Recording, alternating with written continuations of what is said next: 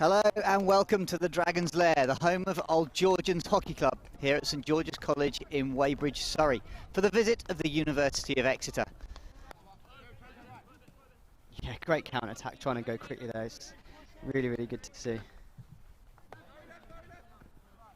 Atkins dinking field, goes to the push pass in, gets a touch from Tyndall, stepping in front of his defender. The faintest of touches, Aidy Green absolutely certain that it had been touched. A hard push pass in from Atkins, seeming to penetrate straight through the heart of defence. Yeah, I think in those sort of situations, that route one, trying to get the ball deep into the circle early, is something that a lot of teams try to do, which we've done well there. And as a forward, the discipline to just hold really deep until you get either that visual or physical connection and then step in front at the last minute, just the defender doesn't know where you are. Yeah, spot on. So I think a lot of players playing in the forward position tend to feel like they have to run around the D a lot. Same setup.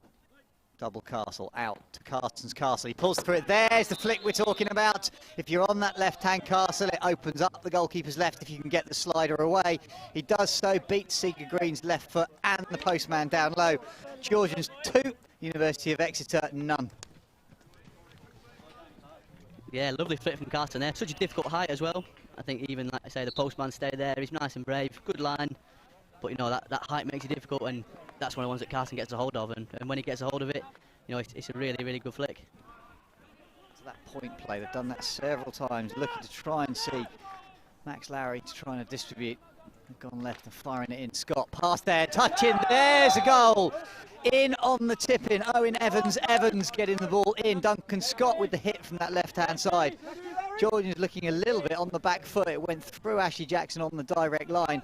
That is exactly what the students needed to close this gap as we just get close to half-time. They've had some good chances, Exeter, haven't they, really? I think that's, like I say, it's almost, you know, fair enough for their efforts. They've, you know, had some good baseline entries on this right-hand side, and all it takes is that good delivery.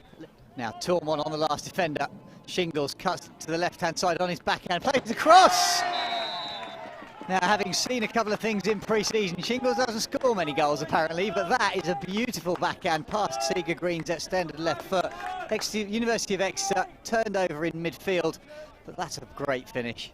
Yeah, and as you say, that's not a thing we expect to see from Dan Shingles, but he's had a good few opportunities in pre-season, but he's obviously just been saving them up for the season to start. That's another one to add to the tally.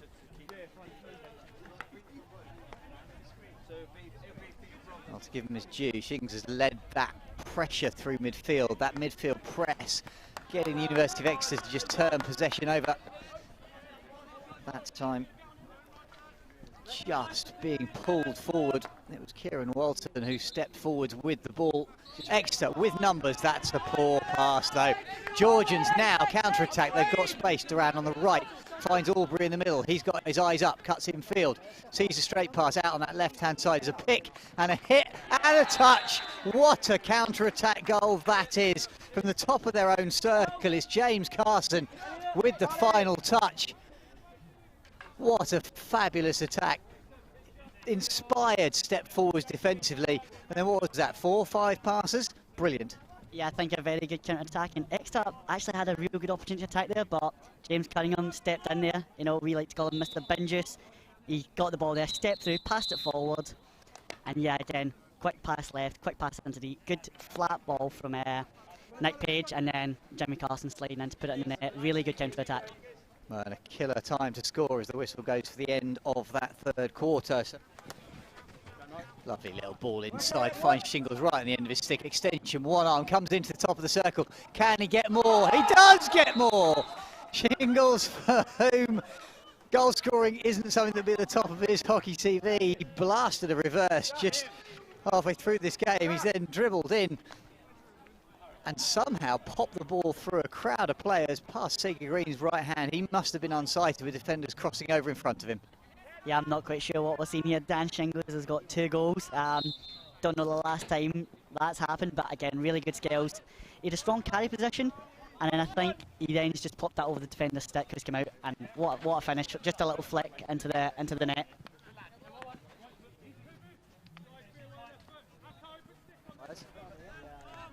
both of whom you have to say have umpired very well, because we haven't spoken about them at all. And that, whilst that sounds bad, that's exactly what the players want. They want a game that flows. They want nothing to be controversial, contentious.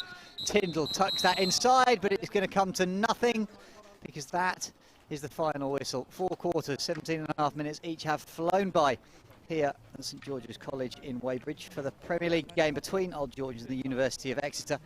Well, it started at a ferocious pace, both sides counter-attacking backwards and forwards. The scoreline was open. Tyndall with a lovely deft little touch for 1-0. A penalty corner goal from Tom Carson for 2. University of Exeter got back on the score sheet with an Owen Evans goal. They missed an opportunity right on the stroke of half-time, and then after that it was pretty much all about Old Georgians scoring prowess. Shingles getting a backhand, much to the delight of all of Old Georgians. Carson then with a diving deflection, and then Shingles running through for 5 goals to 1.